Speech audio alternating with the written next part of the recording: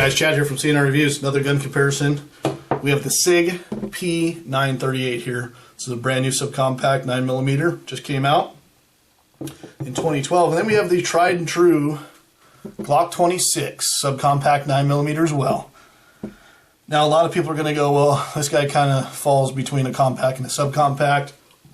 Part of it being weight, and this gun is not light. We're going to be talking about that. These guns have some similarities as far as being, they are subcompacts, but when it comes to price and stuff, we're going to be talking about there's some big differences. First of all, let's touch on what the Glock has, because the Glock has very few features. It does have 10-round magazines and the ability to use 15-rounders, 17-rounders, 33-rounders, any of the other 9mm Glock mags, which is really nice. It also comes with 3 of them for the Gen 4. As you guys can see, I put a extended base plate on that, and it actually doesn't come with that. It usually comes with a flat base plate, so this gun's going to be a little bit taller than normal in the height of the grip. Other than that, safety features, you have this little trigger goofy thing that I don't even really consider a safety.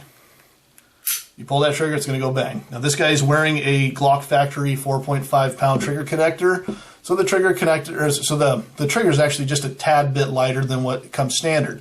Usually it comes with a 5.5 pounder. You have the standard Glock combat sights, which everybody knows. If you have ever seen a Glock, this is what basically comes on them. You can usually get these with Trijicons too, or buy aftermarket ones. This does have some Talon grips on there. They do not come standard. I added those later because I like the feel. It actually grips in my hand better than the polymer. As you guys can see, it is a polymer lower. This gun is accurate. It's reliable. I would almost consider this to be the AK-47 of handguns, and that's any of the Glocks. They are these tried and true guns that have been tested throughout the world. Let's talk about the Sig p938. This guy, like I said, is brand new for 2012. Just came out. It's one of the most anticipated 9mm handguns this year, along with the Shield and then the XDS 45. This guy is the Nightmare version. They're going to have 4 other versions out. This one comes with G10 Hogue grips. Comes with Sig Light night sights, which I really like, especially for the price of the gun. I'm happy they include that. It does have an ambidextrous safety, and is very based loosely on a 1911.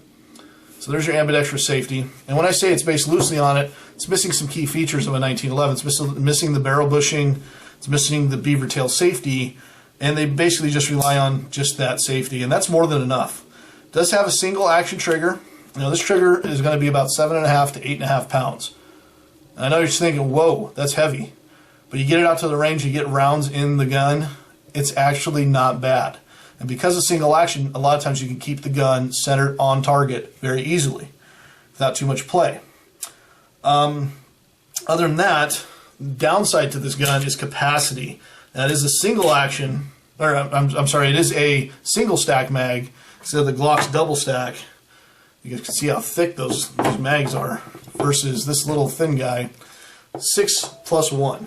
Now, according to Sig, they're going to be bringing out a extended version with an extended base plate, so you might be able to get 7+1.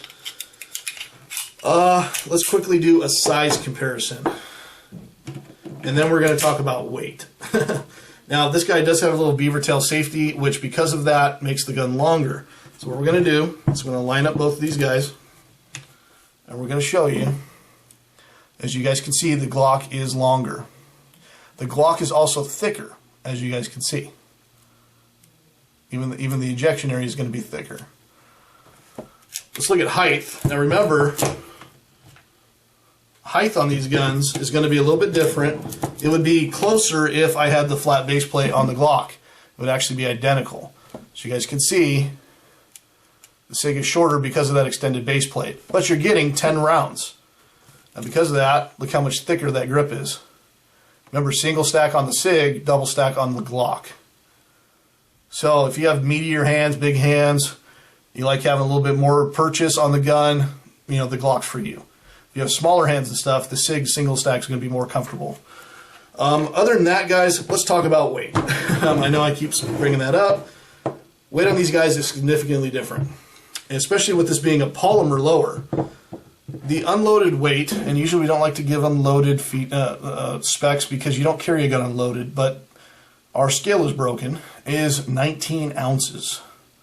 19.1 or 19 something. Loaded, 26 ounces. This is not a light gun. Now I conceal this very easily in my jacket pocket. This to me is not a summer carry version. Now the Sig is 16 ounces. Fully loaded up, you're going to be in the 18.5, close to maybe 19 ounce range. Basically what this gun is starting at, and it's an all metal weapon. Yes, you are losing some capacity, but this is going to be a perfect summer carry or winter carry if that's what you want it for. But this will go in your shorts, no problem, especially having a little safety. You don't have to buy a dedicated special in the pocket holster or anything like that. Next big thing is price. Now, remember when I said that the Sig comes with night sights? Well, you can spend $500 to $550 on these Glock Gen 4s, and they just come with standard night sights. Yes, they come with 3 mags, blah, blah, blah. But that's a lot of money, especially after tax. You're over $600 in some states. This guy runs, now this is the Nightmare version, it runs $627. That's how much I paid for it. And some of the other versions are going to be close to $700, $660, $680, somewhere around there. And when you look at that with tax, in some states you'll be over $700. Now what you're getting for that is you're only getting 1 magazine, but you are getting all metal gun with night sights. It's basically ready to go. You can add aftermarket night sights on this gun, but they're going to run you $60 to over $100 easily for some of them, like Mepper lights and stuff. And I know some people just change out the front sight. That's why you run like $60, somewhere around there. And you know, that's fine, but the cost is going to be very similar to this when you get done. So it's just something to think about, guys. Other than that, we've already done a lot of testing with the Glock 26. If you have any questions regarding it, check out our other videos or feel free to ask. We will be taking the 938 to the range. We're going to be taking it up into the mountains and also doing some more comparison videos. So if you have questions regarding that, feel free to ask as well. And other than that, this is Chad from CNR Reviews. If you enjoyed this video, please subscribe. And thanks a lot for watching, guys.